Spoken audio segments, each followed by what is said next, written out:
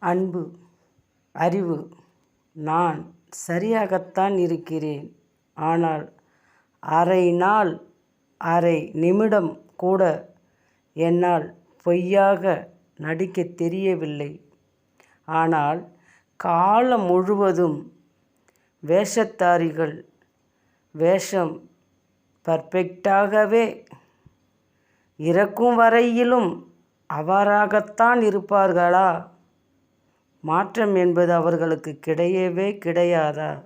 இவர்களோடு வாழ்க்கை பயணம் அமைந்துவிட்டால் ஒவ்வொரு நொடியும் மரணம்தான், மரணம்தான், மரணம்தான்.